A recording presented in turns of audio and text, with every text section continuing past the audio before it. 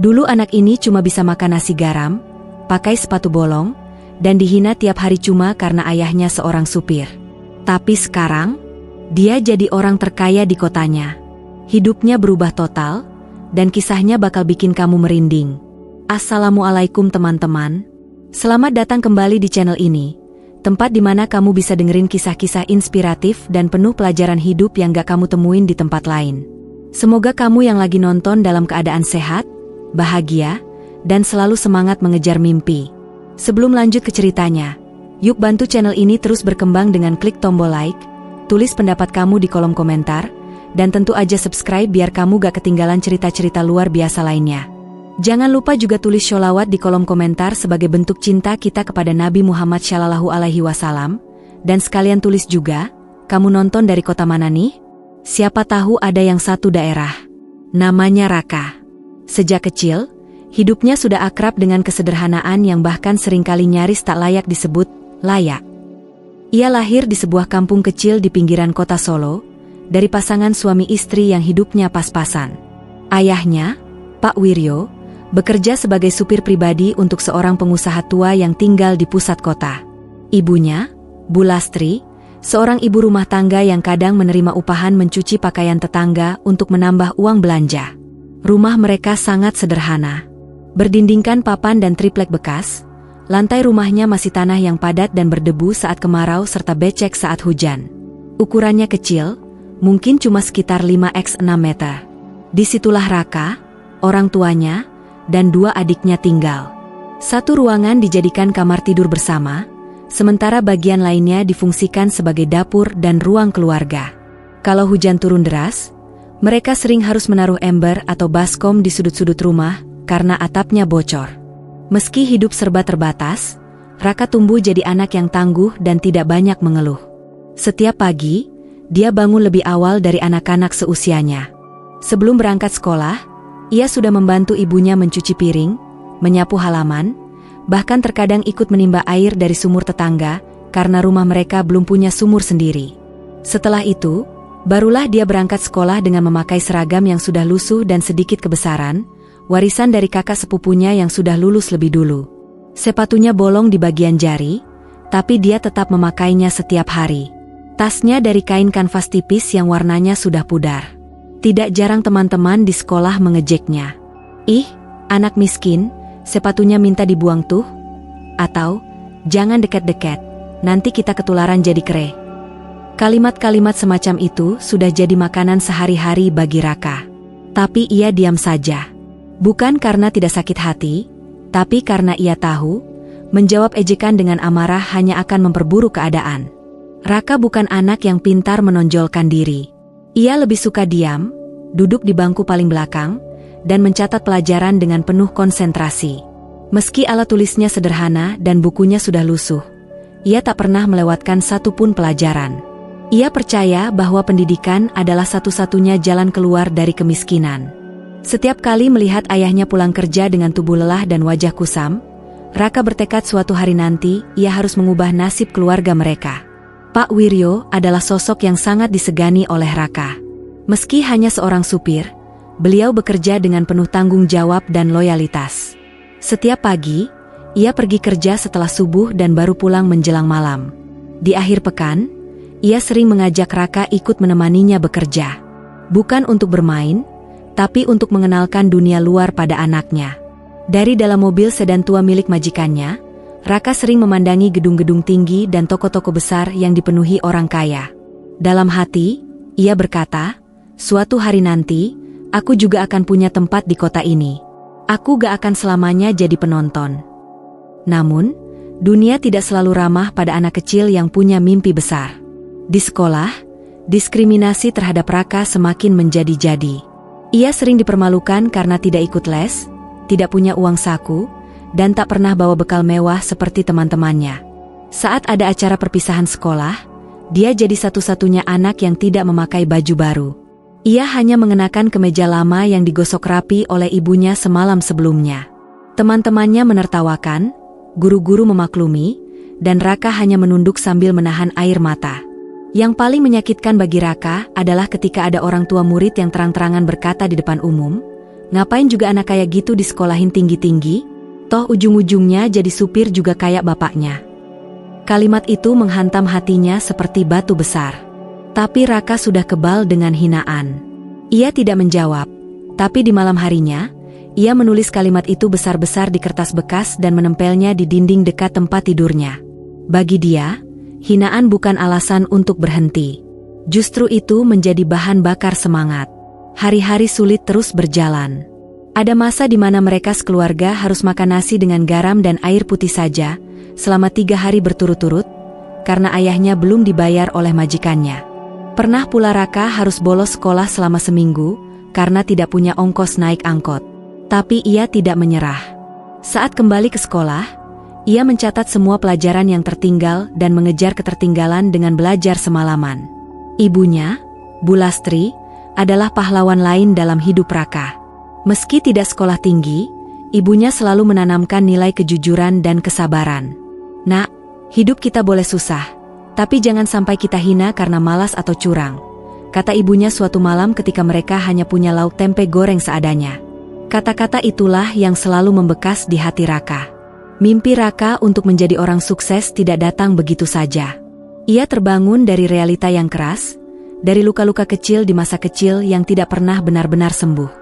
Tapi justru luka itulah yang menumbuhkan semangat baja dalam dirinya. Ia tidak punya warisan, tidak punya kenalan orang dalam, apalagi uang. Yang ia punya hanyalah tekad dan harapan, 2 hal yang tak bisa diambil siapapun darinya. Di usia 10 tahun, Raka sudah punya kebiasaan mencatat mimpi-mimpinya di kertas kecil yang ia simpan di dalam buku tulisnya. Di situ tertulis, "Aku ingin punya rumah besar untuk ibu dan ayah. Aku ingin beliin adikku sepatu bagus. Aku ingin jadi orang sukses." Ia membacanya setiap malam sebelum tidur, sebagai doa dan pengingat bahwa mimpi boleh besar, asal usaha juga luar biasa. Lingkungan sekitar tidak pernah benar-benar memberi dukungan pada Raka. Banyak orang yang justru menertawakan cita-citanya. Bahkan tetangga depan rumah pernah bilang, "Anak miskin MAH gak usah ngimpi terlalu tinggi. Hidup itu udah ditentukan dari lahir." Tapi bagi Raka, ucapan seperti itu bukan kutukan, melainkan tantangan. Malam-malam di rumahnya sering dipenuhi oleh suara jangkrik dan lampu redup dari bohlam 5 watt. Di bawah cahaya itulah, Raka belajar, membaca buku bekas, dan mendengarkan cerita ayahnya tentang kehidupan. Kadang listrik rumah mereka padam karena belum sempat bayar tagihan. Tapi Raka tetap belajar dengan lilin. Karena baginya, masa depan harus diterangi walau dengan cahaya paling redup sekalipun. Dan saat itu, belum ada yang tahu bahwa anak kecil yang tiap hari dihina karena ayahnya cuma supir, suatu saat nanti akan berdiri paling tinggi di antara orang-orang yang dulu meremehkannya. Masa SMA menjadi awal dari babak baru kehidupan Raka. Meski penderitaan belum berakhir, justru di fase inilah Raka mulai menggenggam sedikit cahaya dari ujung lorong gelap kehidupan. Ia tahu, kalau mau mengubah nasib, dia gak bisa cuma berharap dari nilai sekolah. Dia harus bertindak. Harus mulai menggerakkan tangannya sendiri untuk membuka jalan keluar dari kemiskinan. Di kelas, Raka tetap dikenal sebagai siswa pendiam, tapi nilai-nilainya konsisten bagus. Ia hampir selalu masuk 3 besar. Tapi di luar kelas, diam-diam ia mulai cari peluang. Waktu itu, dia melihat banyak temannya butuh pulsa, tapi malas pergi ke konter. Dari situlah ide sederhana muncul, jualan pulsa dari rumah. Modalnya, 0 besar. Tapi Raka punya akal. Ia pinjam HP Nokia butut milik ayahnya, lalu minta izin ke Pak RT untuk pinjam modal Rp50.000 dari kas Karang Taruna yang rencananya mau dia kembalikan dalam seminggu. Pak RT awalnya ragu, tapi karena tahu Raka anak baik dan gak pernah neko-neko, akhirnya diizinkan. Dari situlah semuanya dimulai. Setiap pulang sekolah, Raka nongkrong di depan rumah, sambil nempel tulisan kecil di tembok rumah, isi pulsa semua operator, murah dan cepat. Awalnya yang beli cuma teman dekat dan tetangga. Tapi lama-lama, banyak orang mulai kenal. Dia juga pintar. Setiap pelanggan beli pulsa, dia kasih bonus senyum tulus dan sapaan hangat. "Terima kasih ya, Bu. Semoga sehat terus." Kata-kata sederhana itu bikin orang nyaman dan balik lagi. Tapi bukan berarti usahanya mulus. HP ayahnya pernah rusak karena dipakai terlalu sering. Sinyal sering hilang. Pernah juga kena tipu, pulsa dikirim tapi pembeli gak bayar. Tapi semua itu tidak membuatnya berhenti. Ia justru belajar. Dari kegagalan-kegagalan kecil itu, ia mulai mengerti cara mengatur stok, mencatat keuangan, sampai membuat daftar pelanggan tetap. Tak puas dengan jualan pulsa, Raka mulai menawarkan jasa ketik tugas ke teman-teman sekolahnya. Ia tahu, gak semua anak rajin bikin tugas, apalagi yang butuh diketik rapi. Dengan modal komputer tua bekas sumbangan sekolah, ia menawarkan jasanya, Rp2.000 per lembar. Di waktu senggang, ia ketikkan tugas anak-anak lain sambil tetap belajar. Raka tidak pernah merasa lebih rendah meski harus mengetik tugas orang lain. Baginya, semua pekerjaan yang halal adalah kehormatan. Malam-malamnya diisi dengan suara keyboard dan derit kipas angin rusak yang cuma bisa berputar pelan. Tapi di situ ia merasa hidup.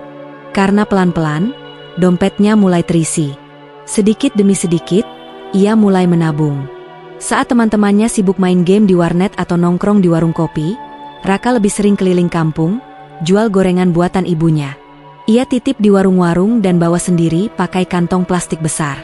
Pernah suatu kali, ada teman sekolahnya melihat dia sedang menata gorengan di pinggir jalan. Temannya itu langsung tertawa keras dan berkata, "Ih, masa cowok SMA jualan gorengan sih? Kasihan banget, kayak gak punya masa depan." Tapi Raka hanya tersenyum.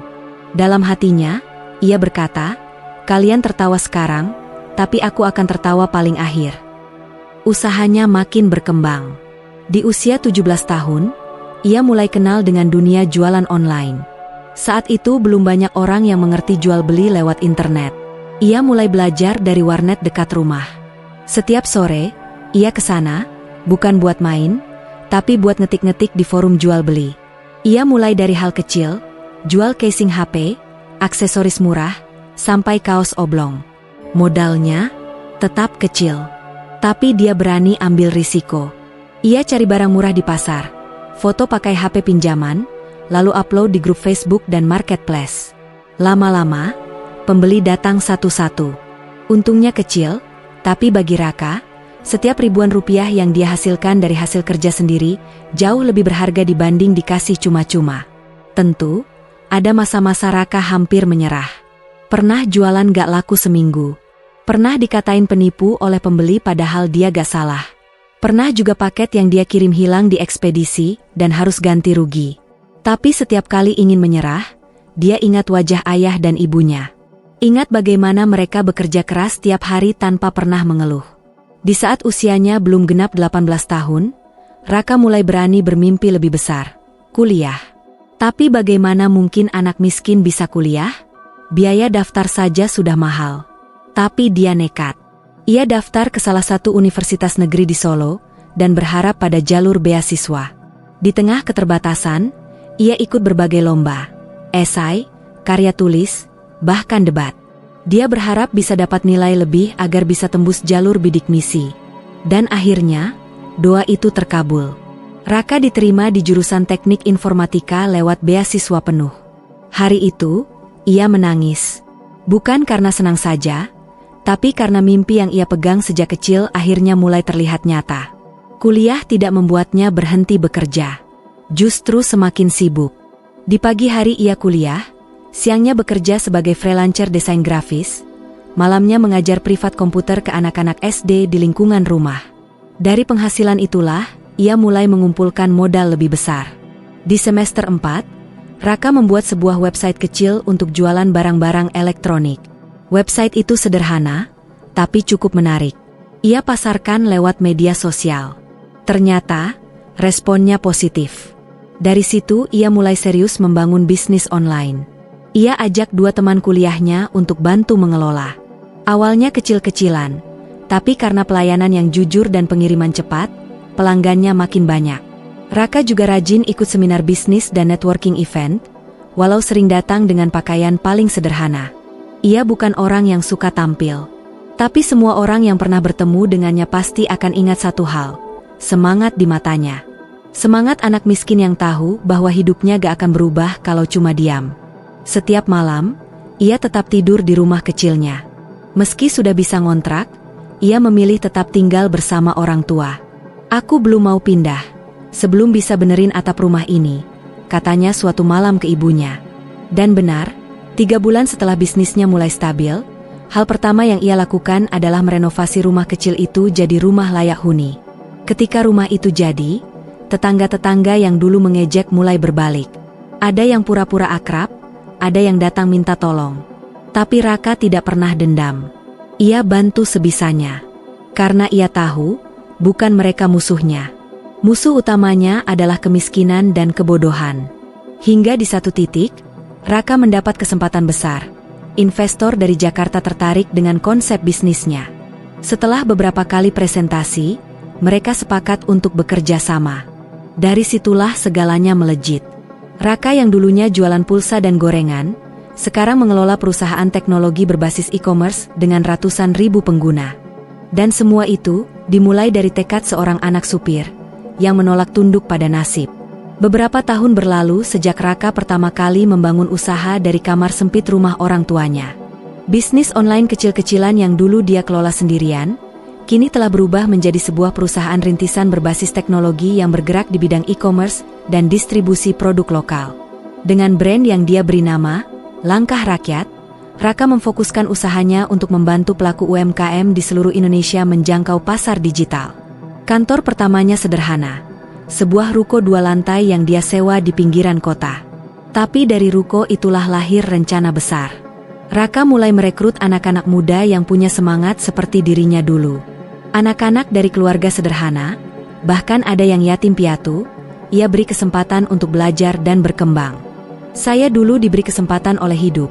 Sekarang giliran saya memberi kesempatan ke orang lain, ucapnya dalam satu sesi wawancara yang viral di media sosial. Tak butuh waktu lama, usaha Raka mulai mencuri perhatian. Cara dia memasarkan produk lokal dengan pendekatan cerita personal, membuat banyak orang merasa terhubung.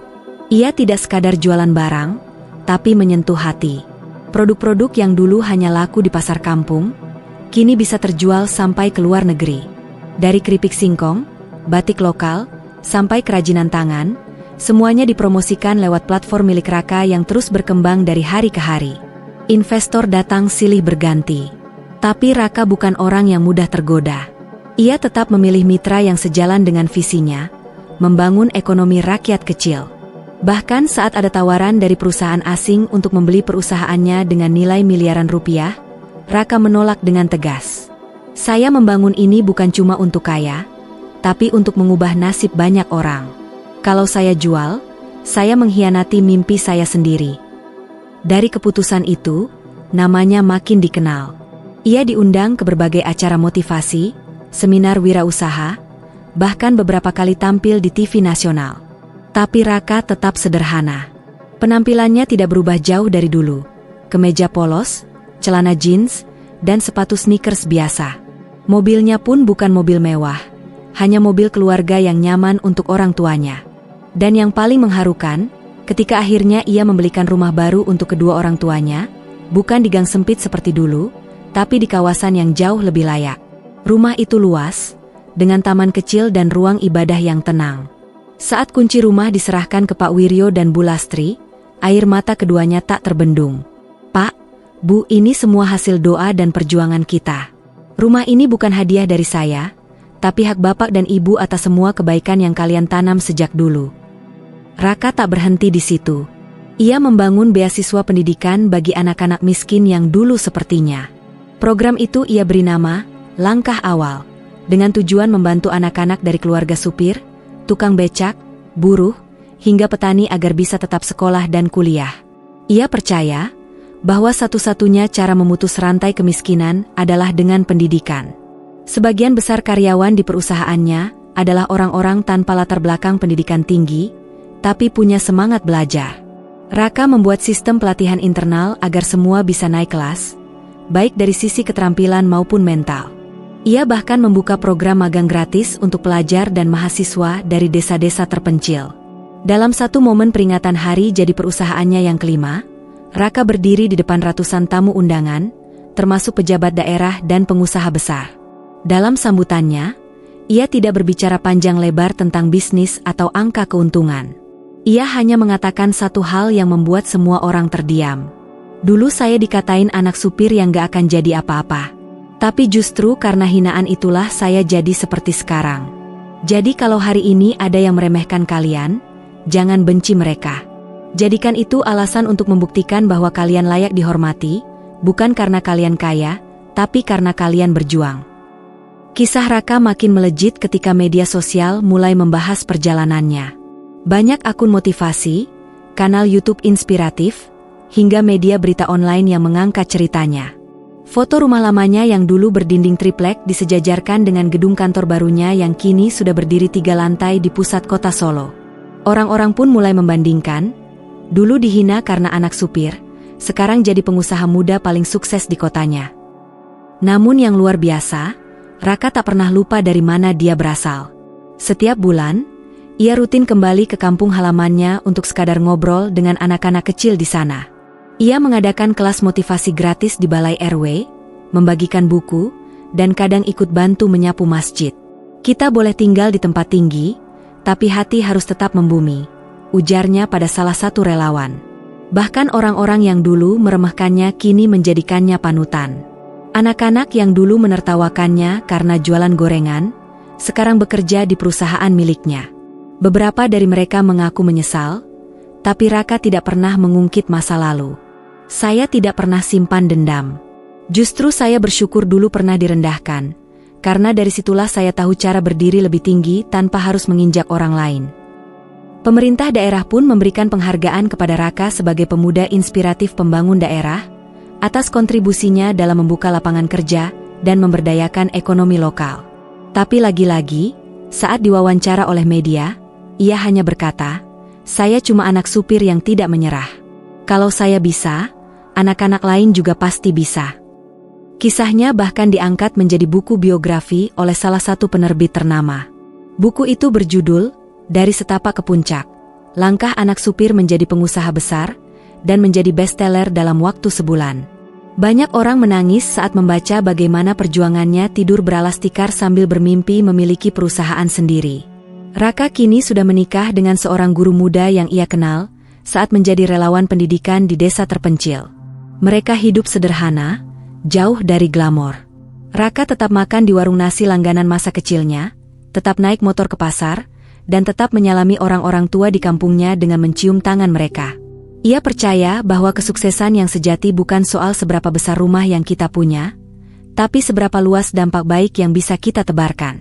Dan karena prinsip itulah, meski harta dan pengaruhnya makin besar, nama Raka justru makin dicintai oleh banyak orang.